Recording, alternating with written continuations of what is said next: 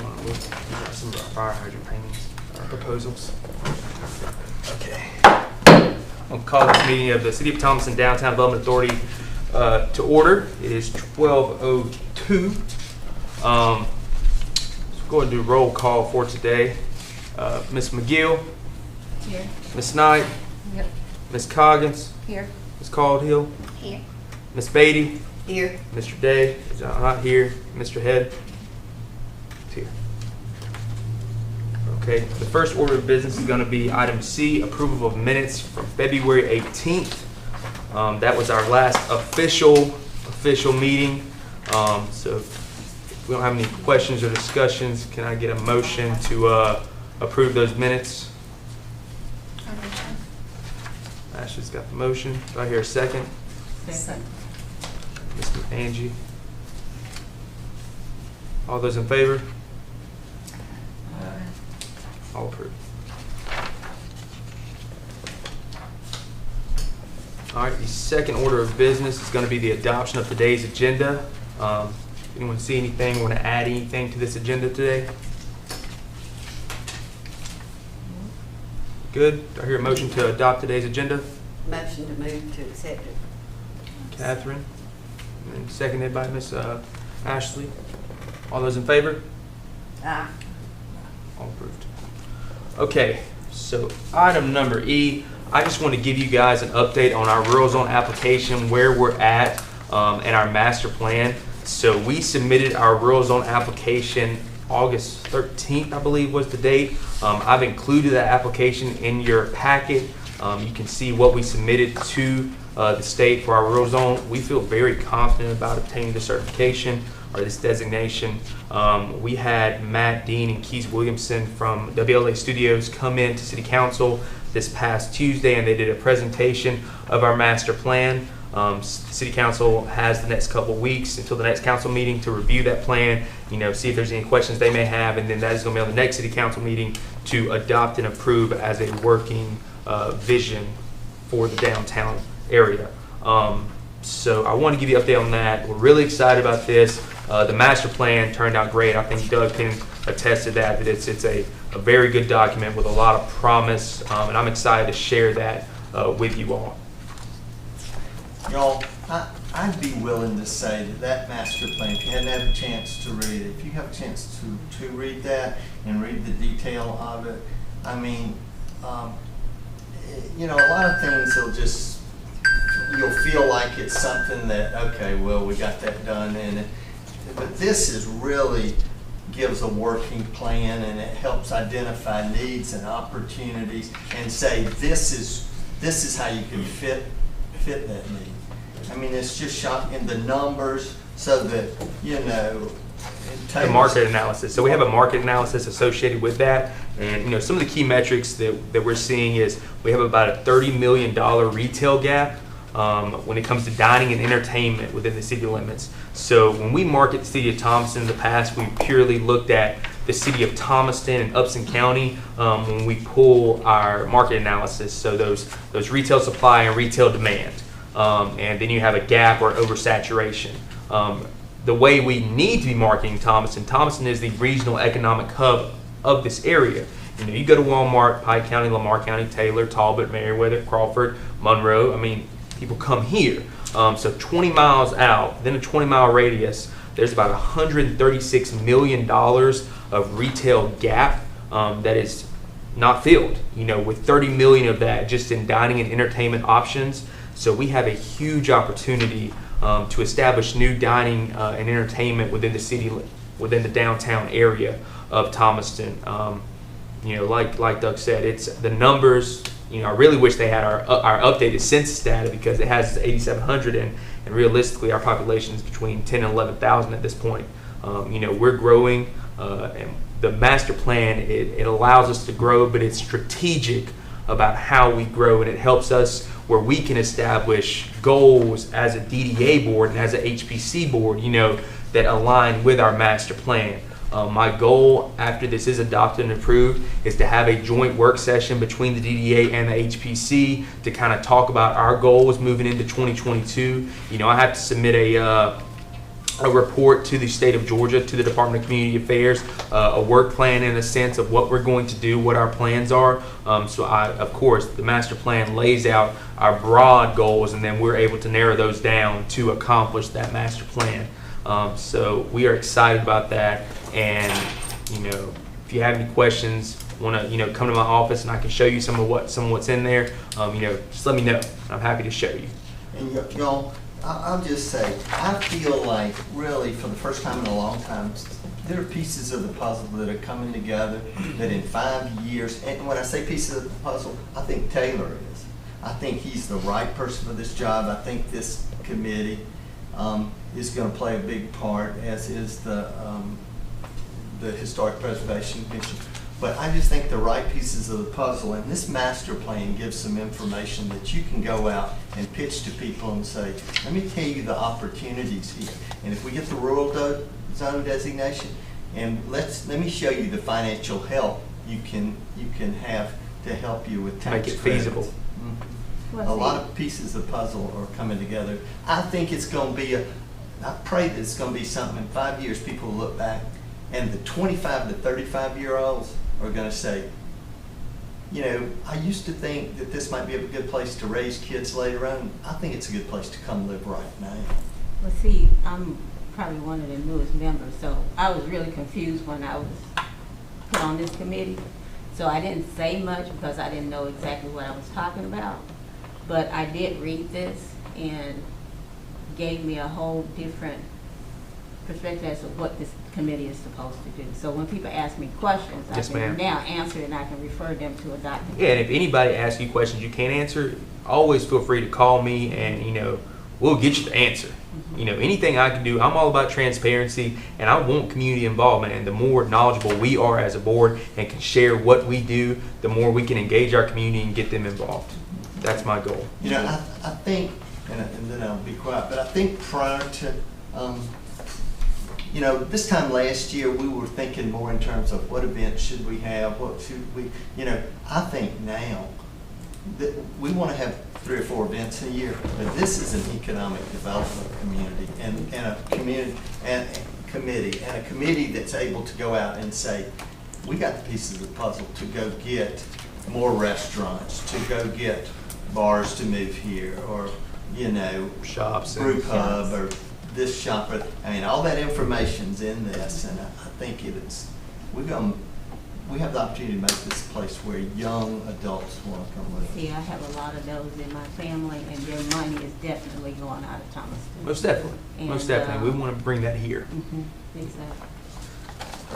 All right, so next on the agenda is going to be item F, DDA subcommittees. So, when we first met back in June, I think it was June, and I brought this idea to light. Doug asked me to come up with purpose and goals for these groups, and as well as potential members. So if you look in your packet, right after the rules on application, it's going to have a DDA subcommittee list, and I have 3 groups: economic development, events and planning, and organizational promotion and fundraising. And each group has a purpose, goals, and prospective members that I've already reached out to that are on board, that want to be a part of this organization, want to bring their ideas and their knowledge and their expertise in their field to this group. This would be a non-voting board. So they would help me, they would assist me with economic development, projects. We have people on here like Joni Becerra and Ben James and Jennifer Rogers, people with knowledge that I don't have. Events and planning, that's a huge one. We want to have events, but I can't dedicate 1,000 hours to doing an event, versus if I had an events and planning board that could help me, collaborate with Christmas Lane, identify events for next year. So the point of these boards would be for me to meet with them and then bring the ideas to this DDA board as a sort of a recommendation from our DDA subcommittee. And again, it's just a way to try to get more people involved. And if we have people that resign, or we have people that decide to, not ask to be on the board again, we have a running group of people that are interested in being a part of this board. So it's my recommendation that we motion to approve this idea, and we start utilizing these DDA subcommittees anyone have any questions or concerns, you see the people, you see the goals, you see the purposes. I'm here to answer any questions you may have.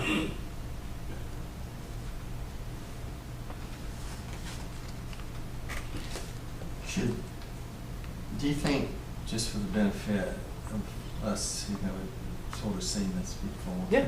but we talked about it, do you think we should just kind of slowly walk through those committees and maybe you give a background on here's who's on the I can. suggestion? Yeah. Why don't we do that? I can do that. So Jared Huckabee is a local. He owns several real estate ventures, and he's also working on a new real estate venture in downtown Thomaston that I will be talking to you guys about later.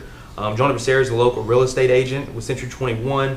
Ben James is, I think he's a vice president at People's Bank in downtown Thomaston, and then we all know Jennifer Greyhouse Rogers is the director of Community Heart and Soul. So you know those minds coming to that economic development. I try to bring people with development background from Jared, Joni the real estate background, Ben the finance background, and then Jennifer the ideas and being able to promote and cross market our community. Events and planning, Tamisha Weaver, she owns Car Hops, and she is extremely involved with the community. I really think she's a great planner. So I wanted to have her involved and have her expertise on there. Katie Fowler is a local, she does events, weddings, venues, stuff like that. Marie Pruitt, local real estate agent as well. And then Brock Barfield, I think Brock has been involved in the past, and he is super excited about being involved again. Candace works with Thomaston Police Department, and she helped me tremendously at our July 4th Freedom Festival, and she wants to be involved. Mary Hefton is the marketing director at Be in Health. She's also the Rotary president. Katie Matthews is a local real estate agent at Century 21. She's young. I think she's about 30. She's also a flight attendant, and she's a very bubbly personality. And when it comes to organizational promotion and fundraising, the purpose of this board is to take this Friends of Main Street program that Heather tried to establish and really let's flush this out and let's make this a thing, because this is our opportunity to establish, legitimate revenue streams for our DDA committee. So that way, if we decide, hey, we want to make, put planter boxes in downtown Thomaston, we want to hang lights, we want to do a mural, we have a dedicated revenue stream through our Friends of Main Street program, where we're not asking the city to give us $20,000, $30,000 to make this feasible. We just do it. We decide as a group, this is what we want to do, and we do it. And then Hayes Eubanks, he works at Thompson Hardware. I grew up with Hayes. Hayes wants to get involved, and again, I've been trying to bring in younger people to get their insight. And I mean, if they're going to live here, they need to be involved in the community and feel like they have a place here. One thing I can say about Jennifer Greathouse is, y'all know she's very involved with Heart and Soul effort and led that effort. And I know when we got through with that, many people probably thought, well, what is that going to mean to our community? But I'll tell you, it was a big part of this master plan. Yes. So it had its place, and now it'll go forward with that. And there's a board now. Yeah, they have a heart there. So Yeah, we Heart and Soul is a incorporated- nonprofit. Well, we're a Georgia nonprofit right now. We're waiting on our IRS 501c3 designation. And Jennifer found out yesterday she's on the Georgia leadership. Really? Yeah, she found out yesterday. That's She's awesome. accepted that. Yeah. So So that was a big part of this. Oh, I that think data was they really used it, and it just helps flesh out more details for that master plan. yeah, right now what the goal for Heart and Soul is, the top 20 things Mhm. that were out of Heart and Soul is what we're going to work on. We're just waiting. Hopefully in the next week or so we'll know about the 501c3, and then that will help us get started on those. Yeah, that's a 20 great things. opportunity, and I've already actually spoken with Jennifer about that number one on that list, that we're trying to do something, and it could be an opportunity for collaboration between the city and Heart and Soul to make that feasible. You guys obtaining that nonprofit status opens up a lot of opportunities for us to apply for federal grants, having a nonprofit partner. So we're really excited about Heart and Soul and what they brought to the table, what they bring to the table currently. And as Doug said, the data that Heart and Soul gathered, not many communities have that type of data, of community insight, community vision, community engagement that they can utilize for a master plan like this. So, we couldn't ask for more when it comes to that data. It's been insurmountable help. You have any questions about these subcommittees? Any concerns about any of the members? Again, the big thing is I have a lot that I'm working on, as you can see, and I want to expand that, obviously, but I need to make sure I have people that are surround me that I can trust, that are also going to be, level-headed and want to see the community grow, but again, grow strategically. And our goal is to maintain our hometown feel, because that's why people move here. People move to Thomaston. We're close enough to Atlanta, we're close enough to Macon, we're close enough to Columbus, but we're small enough, and we have a quality of life that people are yearning for, going back to that hometown roots, but still they want the quality of place that they receive in a place like Macon, in a place like LaGrange, in a place like Columbus. So having people like this that venture out and can help promote Thomaston and what we're doing in Thomaston is only going to help us exceed our goals. So I hear a motion to approve these subcommittees. I'll make a motion. Okay, Doug motion. Here a second? It's Angie second. All those in favor? Aye. All approved. Thank you, guys. Okay, the next item on the agenda is going to be our DDA bylaws. All I did was I printed out our current bylaws, and I printed out the City of Carrollton's Main Street bylaws as just an example. What I would like to do is, over the next couple of months before the end of the year, would like to look at our bylaws, and Catherine, I think this would be a great opportunity for you to come in here and with your legal knowledge, figure out how we can, if there's any amendments that need to be made to our bylaws, and we can look at other communities and what they're doing and figure out, do our bylaws, do they work with us moving forward with our master plan, with the changes that we're making? Are there any, amendments that need to be made? So that's my goal. So this is nothing we need to vote on. I just wanted to bring this out to you guys, give you an example of what another community has, and then we can start looking at this and making, if there's changes that need to be made, maybe we can do like a little work session and just look at this and move forward. And one thing I can say to you is, Taylor, I know you are talking with lots of people in town, and because our mission is moving towards, I think, economic development and how to take this master plan and see those opportunities. We may have an opportunity during the life. We've bought this lot over here, and has a part in that master plan. But you never know when the opportunity to buy another piece of property in downtown might come up, and it might be our desire to do that. So I agree. Catherine, you will know more about that, but let's just make sure that in these, in our bylaws and stuff, I don't really know exactly the detail of how that would, and Catherine, you would, but I just want to make sure if the opportunity comes up and we need to act quickly, we don't have to have 3 meetings to say, hey, we need to amend the bylaws. So let's make sure that we got the ability to go, because sometimes opportunities come up and a property is sold before you even know it. That's where I depend on all that work that you've already done. He's doing tons of work, because I talked to him and he said, well, I'll talk to boom, boom, boom, boom. But I will say, we got an opportunity, and the pieces of the puzzle are now coming together, and part of it, I just want to make sure that the bylaws allow that, and we got a quick knowledge. And I agree. There's opportunity. This judicial center that the county is proposing, relocating that to the south side of the town, that does open up the courthouse, that does open up, the courthouse annex, Teresa Harper's office, the chamber building. So I feel like there will be opportunities for potential DDA property purchases in downtown, and we don't need to kick the can down the road the way the can has been kicked down the road in the past. I'm just going to say that. Yeah, and why has it been like that? A little bit because we were more focused on events, and we're going to have 10 events a year, whatever. And really, I think we'll do 10 times over the next 5 years than we've ever done, because we got a mission now, and that mission's based on this master plan and shifting our focus to economic development. Yes, I agree. Okay, so the next thing on the agenda is item H. We have received our first facade grant application. It is from Baby Lanes. Melissa Lane has already been approved by Historic Preservation Commission.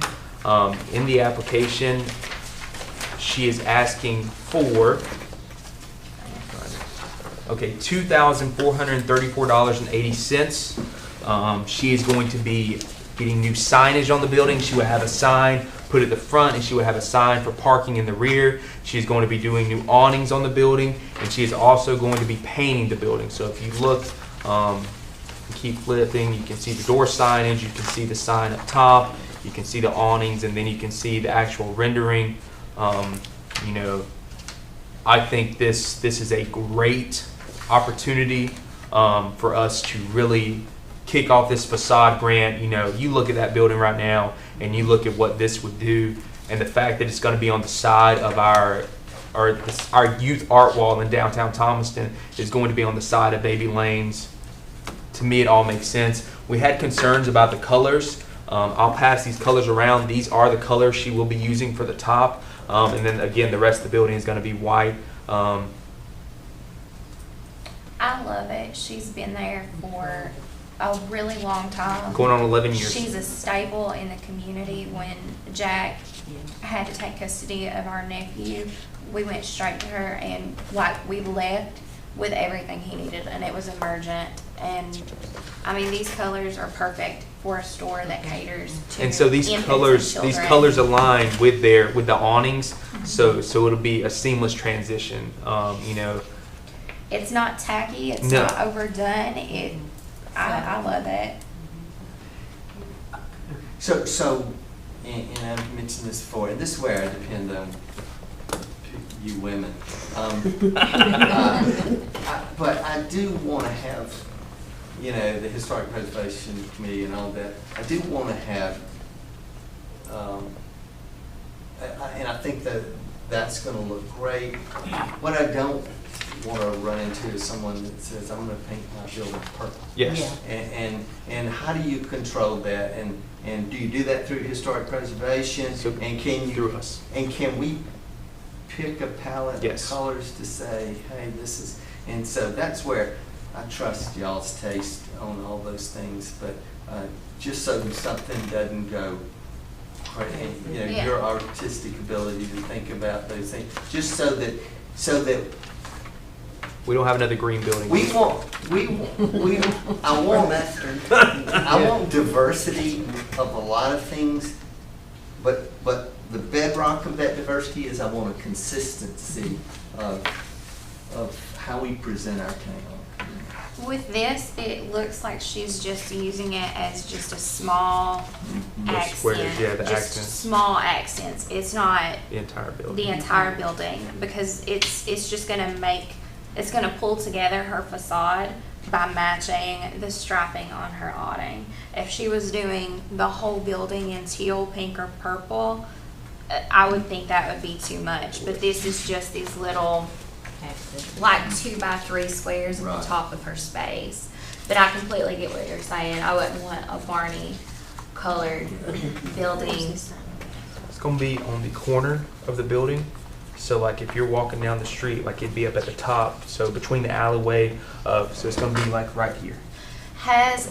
With that though, because I know our signage, we can either have one on the building or one on the sign. So as long as that's not going to go against the sign ordinance, because we're not permitted to do that. So with these, it's 20, I think it's 20 feet, because you can't have multiple of these in a row because they don't want it blocking. But because this is a flat face sign to the building, They told me they didn't care. okay, well I have to get with Bobby Yeah. as far as that to make sure that we are in compliance with our sign ordinance. Make a note I of mean, that. I'm fine with that. That makes sense to let people know that there's parking in rear. But that is according to when I applied, because I was not Yeah. permitted to have a flat sign and a walking path sign. with the sign ordinance. I wasn't permitted. Is the parking in rear all hers? You know, we have our DDA lot back there. She has like 3 or 4 spots behind her building. I think this is a great idea. I just question, should it be a city sign or something that might be a little more cohesive with what we plan to implement down the road? I got you. That's my only, Are you talking about But you the back parking lot? Yeah. Have you seen that rendering in the master plan of that wayfind, the wayfinding? The parking, But you can't access the city parking lot through the back alley anyway. you know, you wouldn't be able to. I'm in question about this piece. Okay.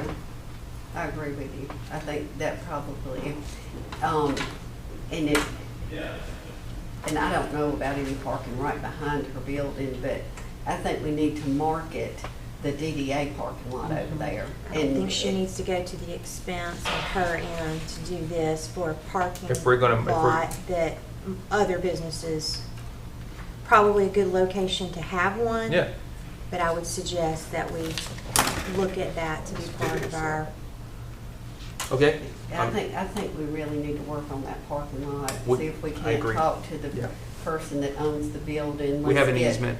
Get that wall. We have an easement, good. so we just need to figure out what we want to do. We have an easement on it. I've got to find the easement, but I saw Miss Gail last night in Home Depot, and Miss Gail told me we have an easement for that entire wall. Okay. So we just need to figure out. Does that pass to the new owner, because you know that building has been sold, does that easement pass to the? Believe. I mean, if it's to the city. It's to yeah, the city, It yeah. does. Yeah.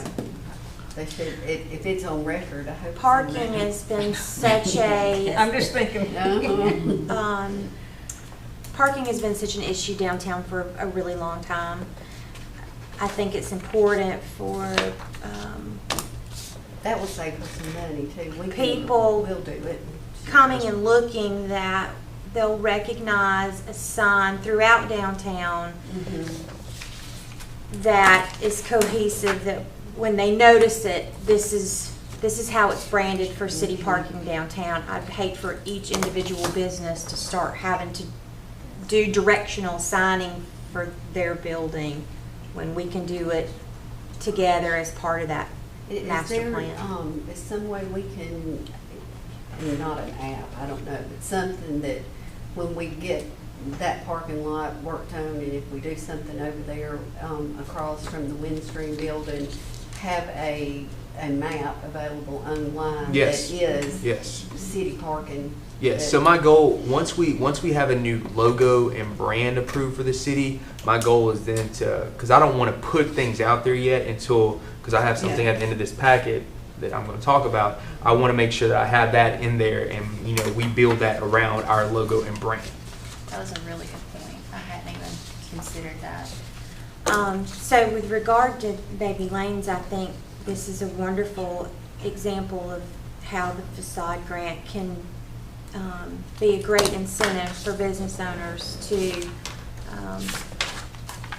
get their storefronts looking nice. This Yeah. is a very This will be a catalyst. very good representation of what's inside her store. Mhm. Because I've said many times our outside doesn't match the inside. So I'm happy to see her do this. I would just make the recommendation that if she can be patient with us on the directional signing for the parking lot, let's maybe leave that part out and address that with the other directional That's sign. fine. So I did the accounting. So that would take her amount of grant funding that she's applying for from $24,3480 to $2,299.81. Still for everything except for this sign right here, and then I'll discuss with her and we'll figure out how we want to do a better job of marketing our DDA. You know, clean it up, and you know, instead of her having to spend the money, we can do something for our businesses. So do we want to approve for this amount today? The are we cool with the $2,299.81?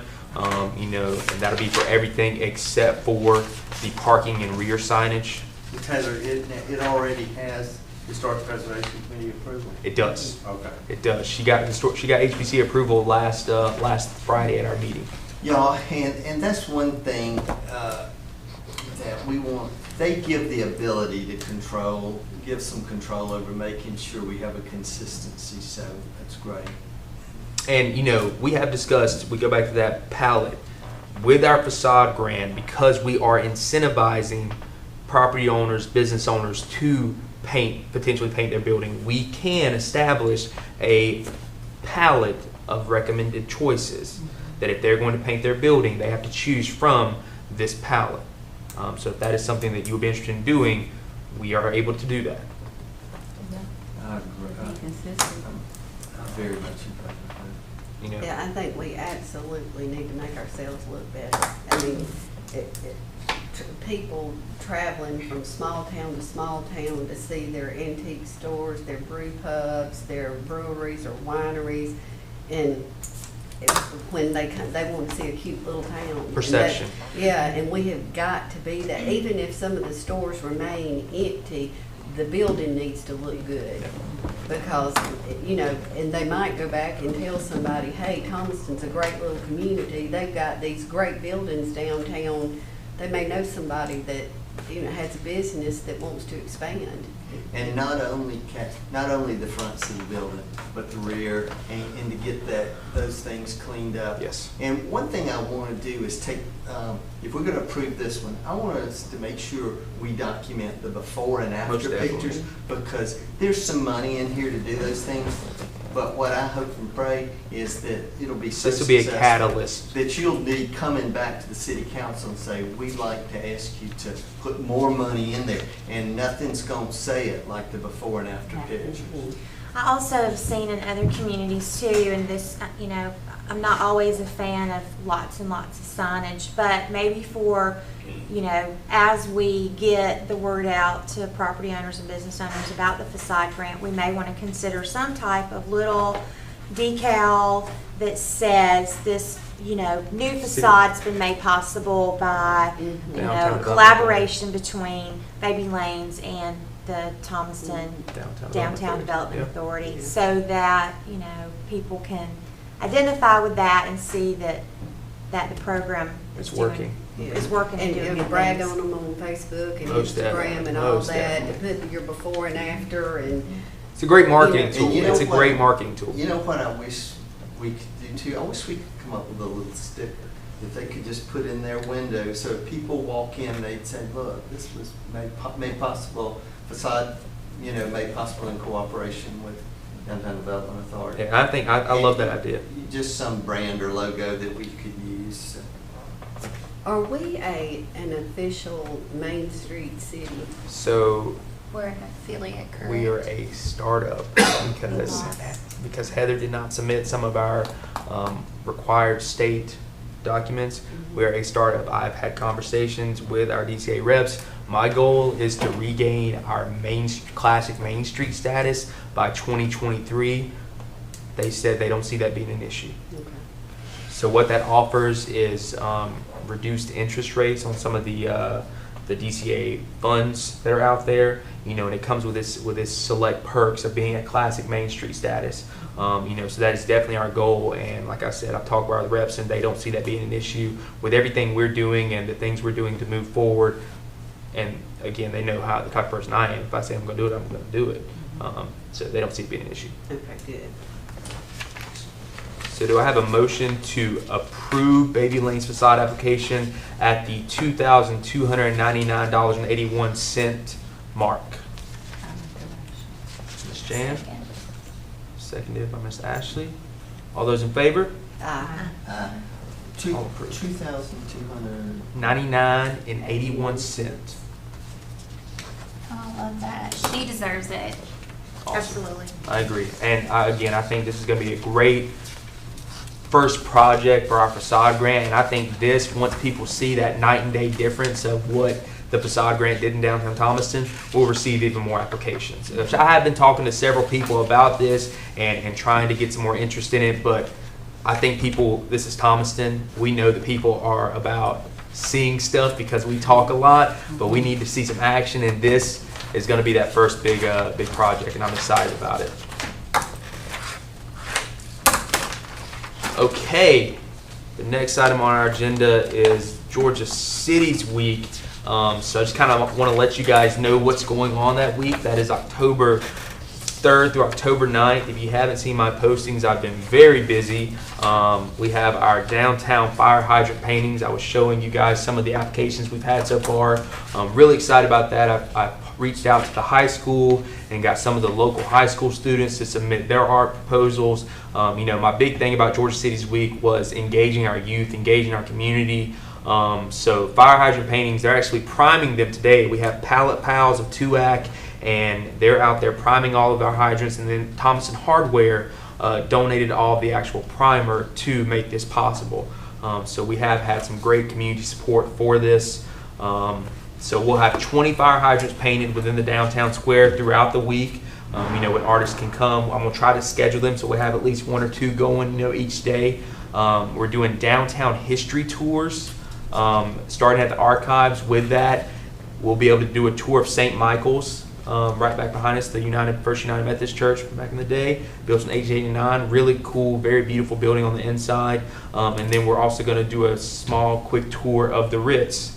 So if anyone is interested in being a part of that tour, Jameson of the Archives is going to be leading that tour around downtown. We're going to limit it to about 15 people at each tour. So it's going to be October 4th at 11, October 6th at 6 p.m., and then October 8th at 11. On October 5th, we're going to start our youth art wall at Baby Lanes.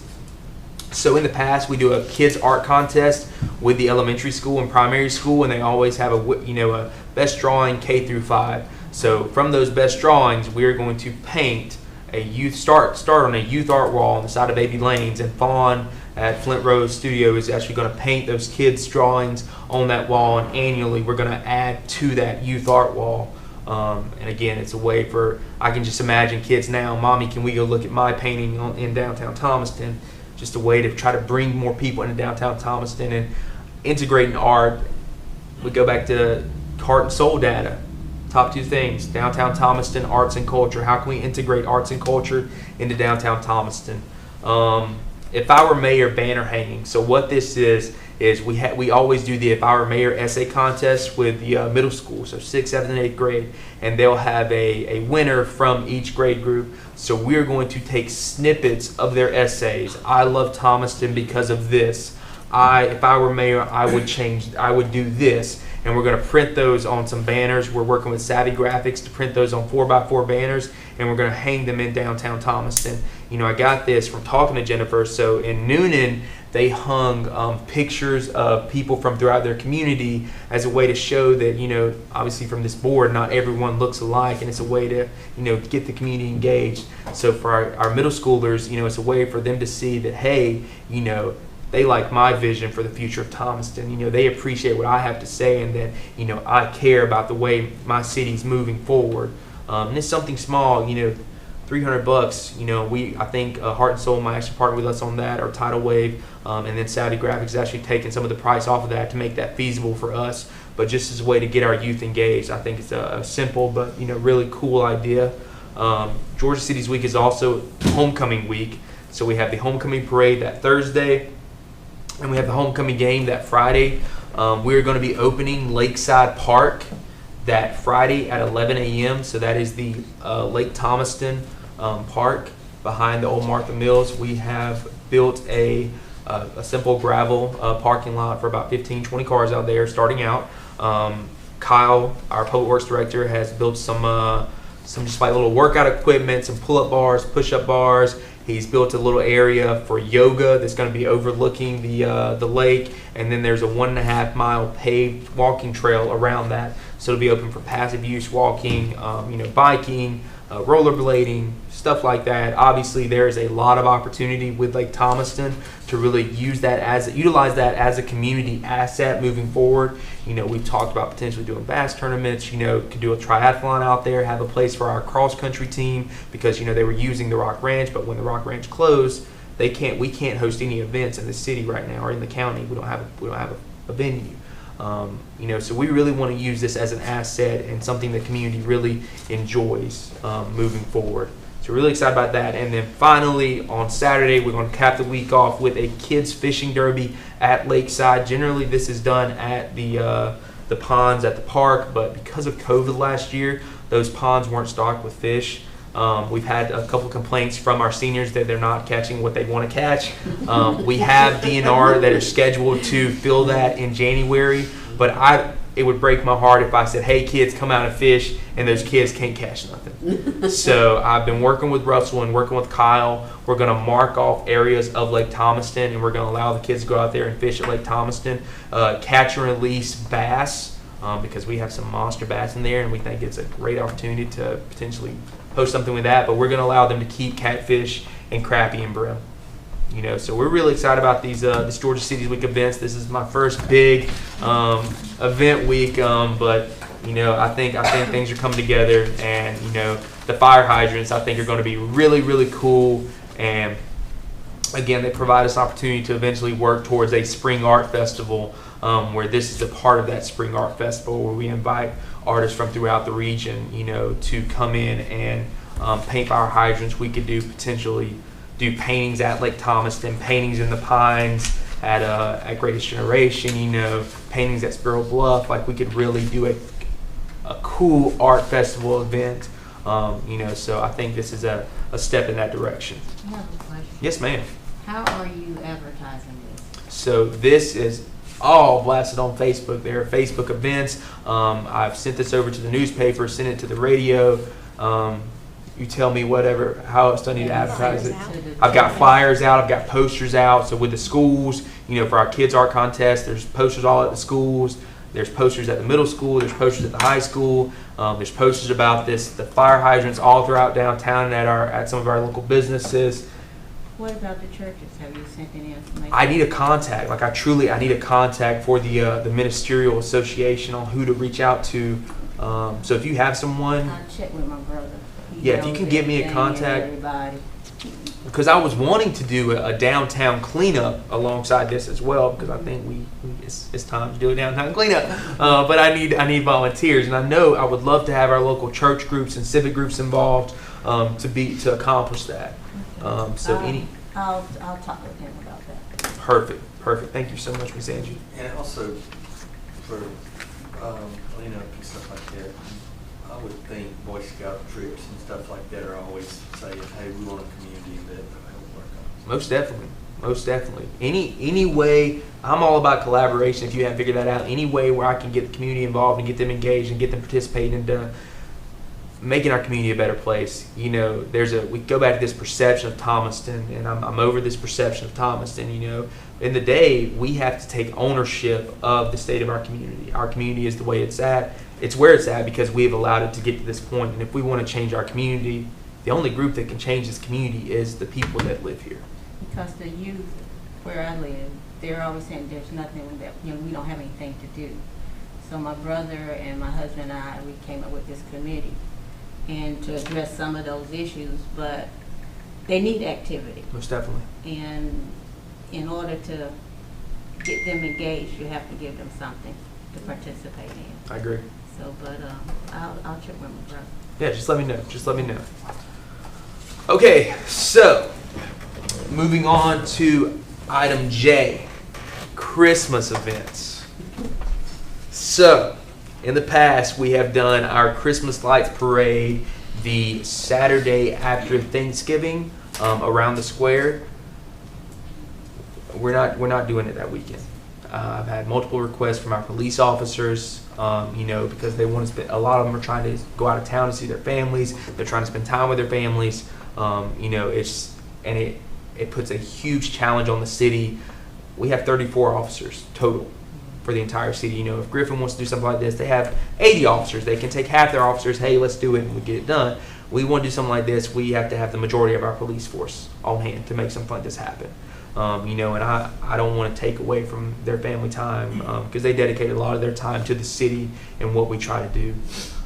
So, where we are at, I would like to partner with Christmas Lane. That is my goal moving forward. You know, we talk about events and how can we make our events better, how can we improve the quality of our events. You know, Christmas Lane is synonymous with Thomaston. It's something that is unique to our identity. You can't go to another town and hear about our street and Christmas Lane.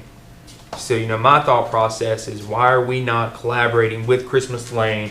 If we're going to do an event, it needs to be an event that we work in unison, instead of having an event here, an event here, an event here. And that, I'm not saying they're piecemeal together, but if we collaborate as a unified group, I feel like the event would be even better. So, where we are at now, Christmas Lane opens on December 4th. Armstrong School of Dance, dance recital is December 3rd and December 4th. And then we have the Christmas Lane 5K on December 11th. So, if you want to do, I've talked to people, and I would love to do some kind of Christmas lights parade through Silvertown, with it being a city-owned streets. If we want to shut that street off and have a parade go through Silvertown, we can do that.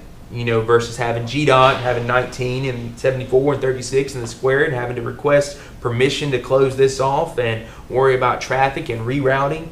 That's not an issue. So I would like to transition any of our Christmas events to the park. I think it's a great way for us to, again, incorporate it into the opening of Christmas Lane. I would love to eventually do something like a mistletoe market in the Pines. We're going to have people out there doing hot chocolate and doing some cool Christmas themed decorations and wreaths and stuff like that, handmade crafts. I was out with Lori and Neil yesterday, so we're running power in the pine thicket. We're going to have power in the pine thicket. So we were out marking spots, and I was thinking, what's another cool way? The Rock Ranch had their drive-through Christmas lights, right? So we could do something on a much smaller scale through the pine thicket. I was thinking, could we invite different groups, the schools, the civic groups, the churches, to decorate Christmas trees, artificial Christmas trees, and have those all throughout the park along the path, and it's a walking, Christmas Lane trail, and then you walk down through the pines onto our street, and you walk down our street and see all the houses.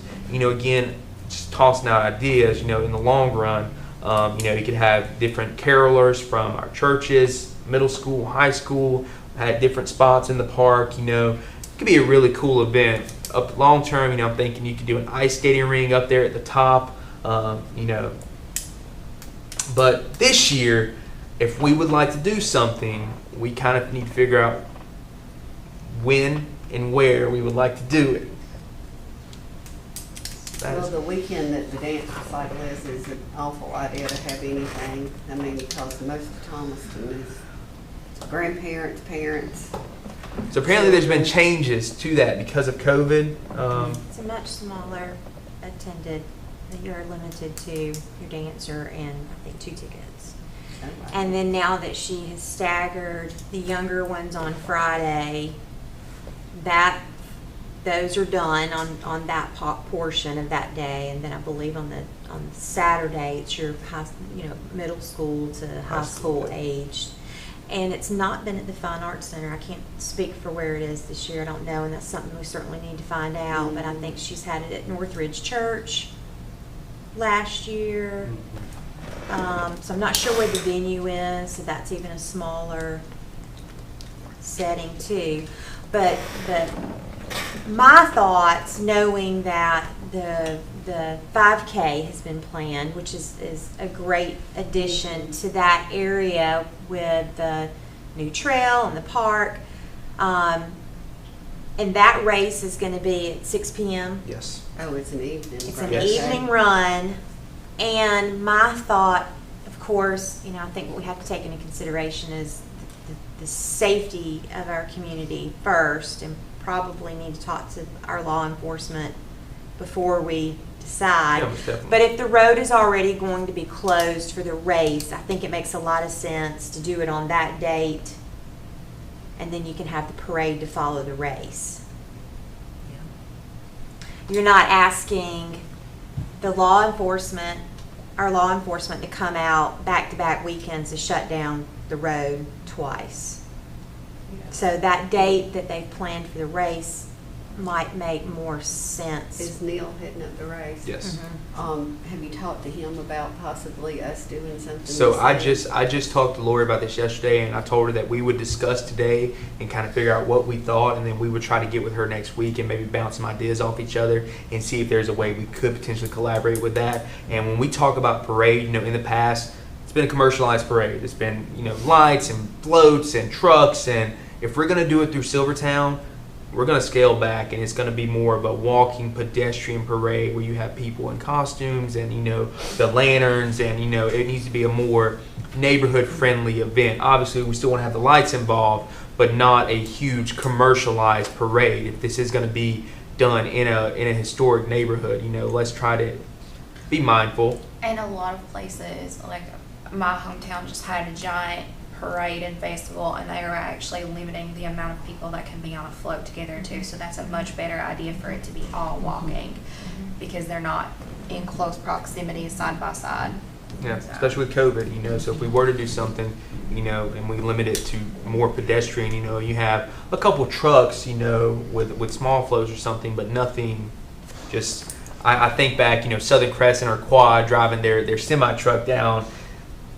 I don't think we want that going through our street, but you have some kids dressed up, walking down holding lanterns and stuff like that. Or the band. The marching band, some Christmas carolers, stuff like that. Well, and I think we probably need to come up with a good theme and. Yes. Fawn Desert lanterns, which are I always love the so lanterns. beautiful. Yeah. So I think if we'll think more about a park event, this is more of a taking the concept of this great R Street Christmas Lane tradition and turning it into more of a winter festival. I don't think we're utilizing that great park to its fullest capacity, and this invites the community to come be a part of the park. Christmas Lane, you've got the run. I think it encompasses a lot of good things on one day. So I love putting all of that together. I do. I think the decorating Christmas trees in the park is a great idea.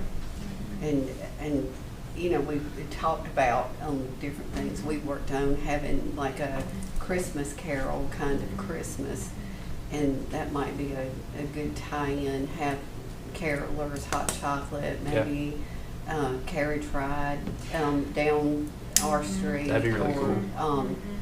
And so it gives through the historic Silvertown, yeah. You can actually rent or contact the companies to come and set it for the ice skating rinks, and they get paid from people actually coming and paying them and renting the shoes. That's something we could check on if you haven't already. I haven't. Because you were I I am. on it. But they will typically come out at no fee to the city, but just to get the revenue from setting up their rink. And they have the shoes. You can rent the shoes. And also too, if you're interested in having the children from the schools, Yes. get in contact with Dr. Derek Cole and Karen Truesdale. Mm-hmm. She's a publicity person, and see if you can engage them also. Yeah. Again, any way that we can have our youth involved, have our community involved. I'm all about community engagement. That's my thing. And start what time would we start doing what we're doing? And So if we were to do like the ice skating, obviously that's something we could do earlier in the day. We could have like some people out there doing like funnel cakes and hot chocolate and cider, stuff like that. Try to keep it more food and small stuff. And then so they would do the 5K. It would start at 6, and then my goal would be to start the parade around 8. Finish walking up Christmas Lane. And it'd be, the Christmas trees would be in the Grace Generation Park. And I also wonder, like, I know there's power into there, but if there's some way, at least during that week or whatever, if you could kind of run lights. So that's above what we're doing. That's why we met Lori and Neil yesterday out there. So I met Lori Smith from the Chamber and Neil Ivy, our city electrical department director. So we're going to be putting power through the pine thicket, so that way we can kind of light the pathway for the 5K runners through the pine thicket. Yeah, so we're going to try to string lights across some of the trees and have it roped up. We'll have like our little, Christmas decorations out there. So it'll be really lit up and look really cool. Create a great. photo op for families. Most definitely. Most definitely. All right, so we in agreement to try and work with Lori and the chamber and Neil to see if we can somehow partner to do a type of small winter festival on the day of the 11th. Yeah, you need that in the form of a motion. Yes. I'll put that in the form of a motion. Okay. All those in favor? Great. We're Okay. moving along today. Hey, look, that is my goal. So other business. These are things I want to tell you guys about. The first thing I think is the entertainment district. So we will talk about that and talk about this alcohol ordinance breakdown. If you are not aware, the city has amended their alcohol ordinance. We have, this is the little flyer that Russell had me make. Some of the big things that are changing. The entertainment district will be effective on January 1st of 2022. What that means is we will have open container access in downtown Thomaston.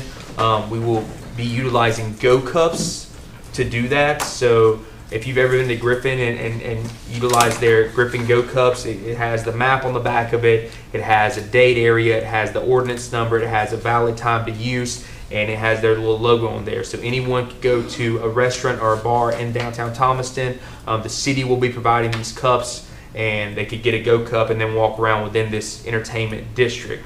For the entertainment district, I'm currently working on signage.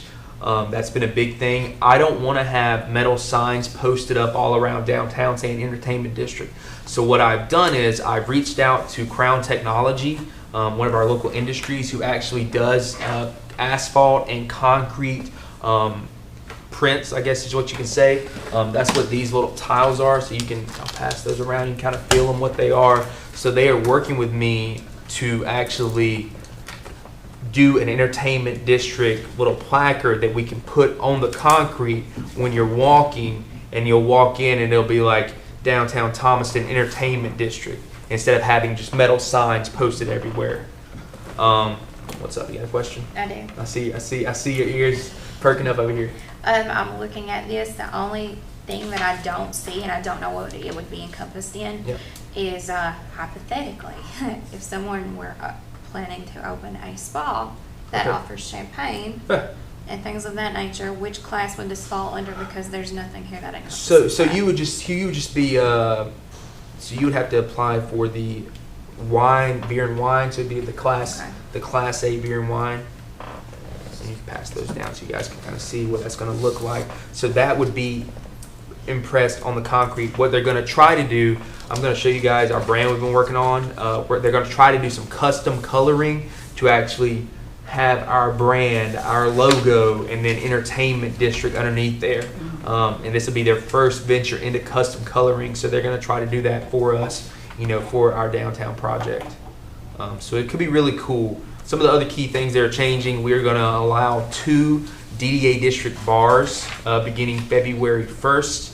All other licenses are now available. So like for Miss Lane, she could come and get a specialty gift shop Class K license, and she could sell wine in her establishment. As long as it was 15% or less of her total revenue. So it offers a lot of opportunities for businesses that are already in place to grow what they're doing. So we changed the distance requirement. So we had a distance requirement in place at the state level. What that is the state had basically said any establishment selling liquor has to be 300 feet or 100 yards from a church, a school.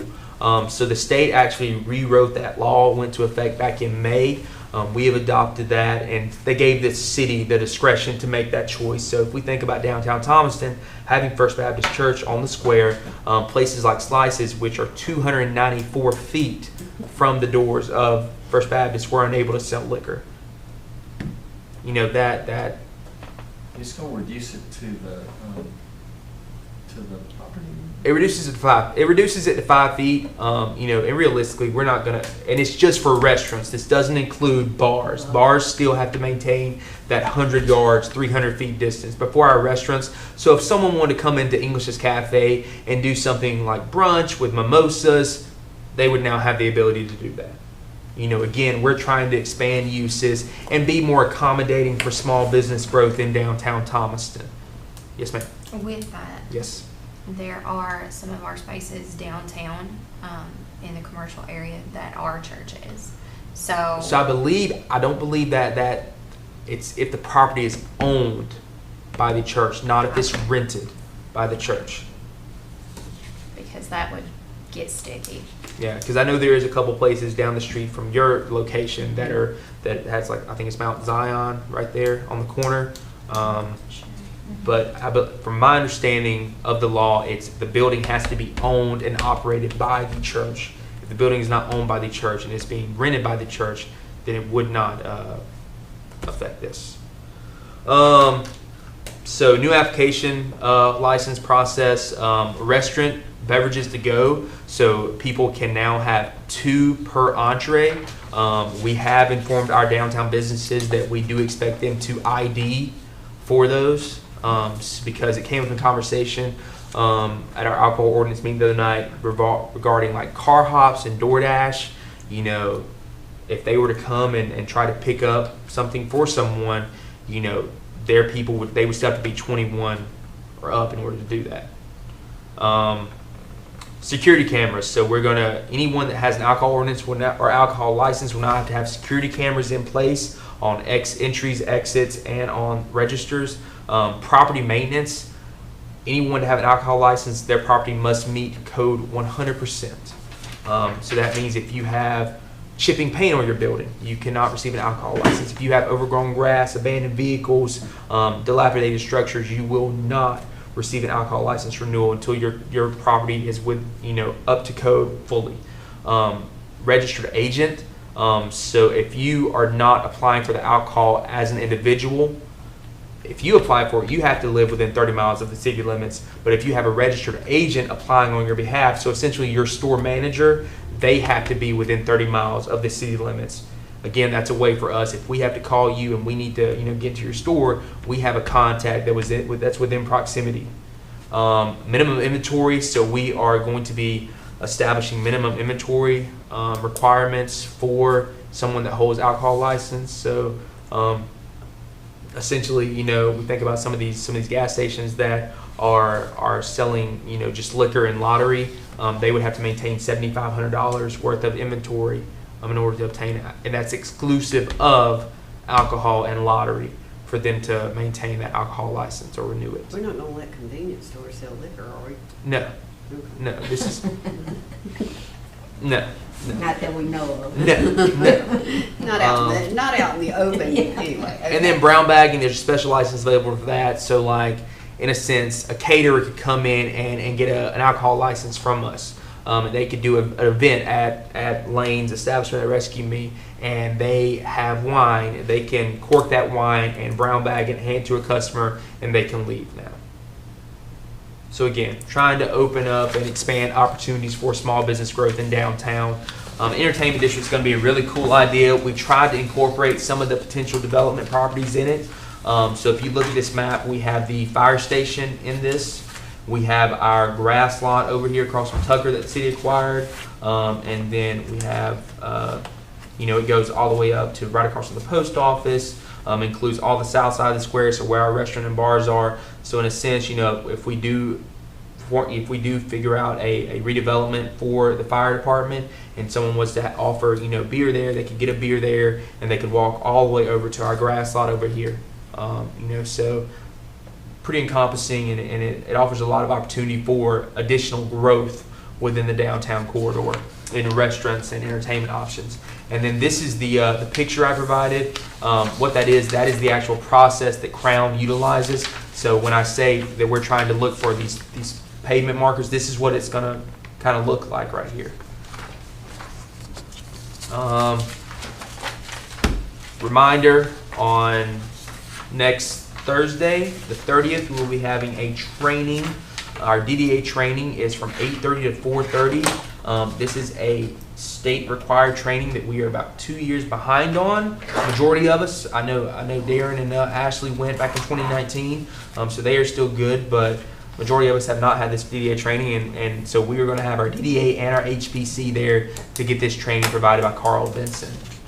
Is this the one that when I first joined that I had to be trained on? Did you do an online course, or did you go to a training?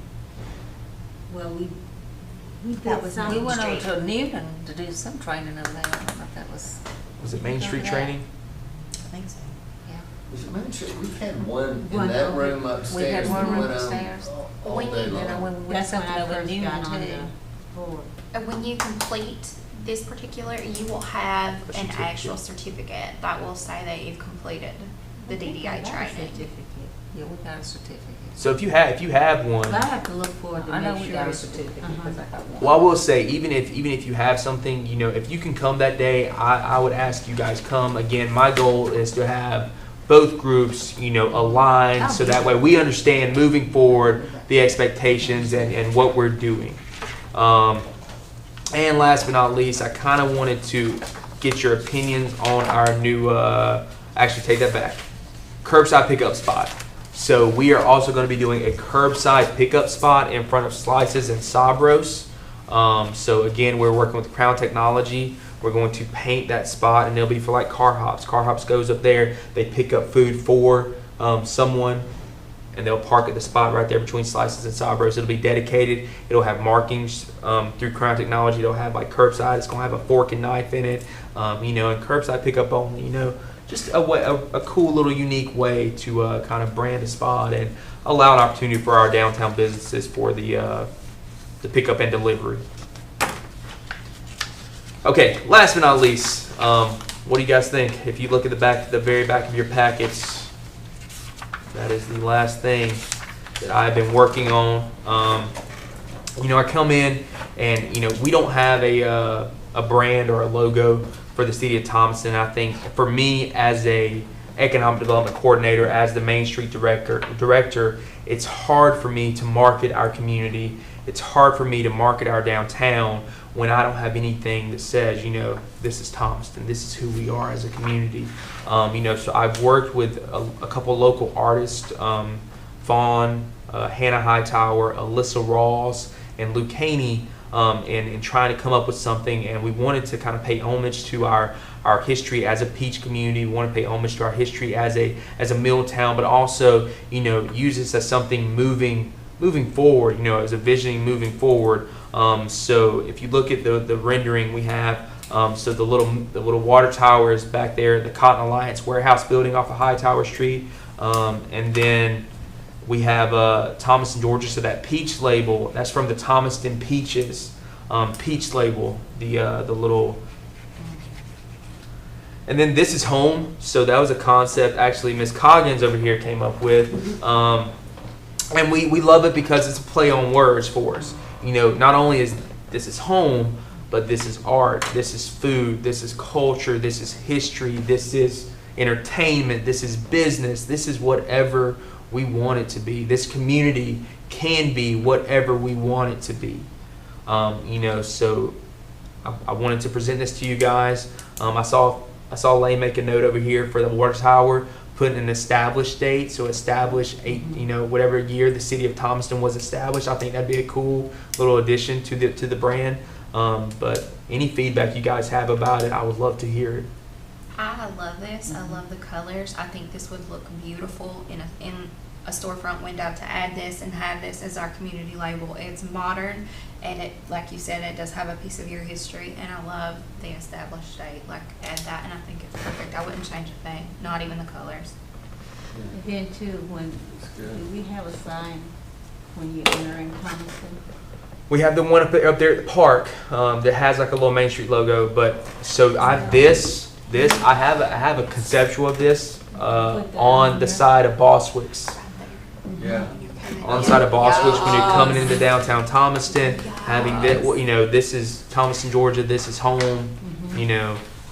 You know, also the water tower, Yeah. and, because we had looked at some stuff that got really busy, but this could be on that water tower in Greystone. So I will say, you know, obviously I wanna present this to council. That is my goal. What I'm doing right now, I've got Alyssa making some final touches on this. I'm definitely gonna ask her to put that established date right here because I think that's a great way to kind of bring our history into it a little bit more. And then I'm working with Bruce Dunaway and the high school AV club, and we're going to do a video presentation essentially. So I want to, you know, again, I'm trying to get our youth involved with this. I think it's a great opportunity for us to kind of build a presentation for city council to really, you know, this is art, this is business, this is culture, this is history, and then at the end of that, you know, Thomaston, Georgia, this is home.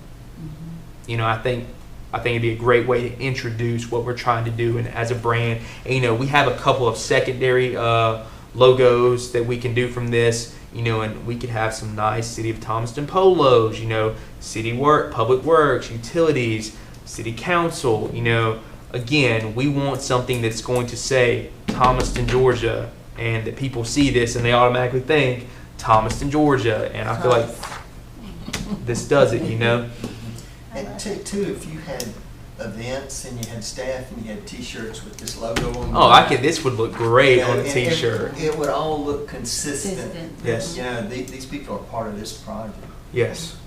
And it wouldn't clash with anything downtown. It's perfect. I mean, I have a tattoo shop and I would have that hanging on the front. That's perfect. Feedback, we like it. Catherine, you I like it? Yeah. I know the brand, and there's been a big push to try to do something city and county together. But you know, in the day, Thomaston is its own little unique place, and I think we want to kind of showcase that. You know, I didn't put the Flint on here. I tried to keep it Thomaston focused. That's been my goal. So I'm glad you guys like it. I'll get with Alyssa. We'll get some final touches on that, and as soon as I get a finalized version of it, I'll definitely send it out to you and get your input. Awesome. Do I have any other business that anyone would like to talk about, address, discuss? I just want to say one thing before we go. A lot of times when you hire somebody, you know, you don't know who you've got or what you've got until they come to work, start working. And I just want to say, I think, Taylor, we have got an awesome hire and an awesome position in this. And I think we are, at least from my impression, we are getting more than expected. So I want to thank you for your hard work, for your energy, for your passion for this community. And I think that's why I think the pieces of the puzzle are coming together, and you're a part of that. And this committee is a part of that. But I appreciate what you've done. I'm excited to be working with you guys. I'm excited to move forward and continue to have meetings like this that are not 3 hours long, but you know, that are productive and have results. And you know, my goal again, I want this to be a working board. I want to meet every month. I want to have purpose behind our meetings, and you know, let's not come in here and waste our time because we have a lot of opportunity in our community. There is a copious amount of potential out there. You know, we want to reach it. We want to reach our expectations. We want to exceed our expectations. So thank you all for coming today, and thank you for working with me. I'm excited. Thank you. Thank you. Good job. He hasn't changed. Hey guys, I'll let y'all see this. So this is one she was working on for Downtown Development Authority. It's kind of got our courthouse in it, our venture building. Right there, and then he said right there. Yeah. It's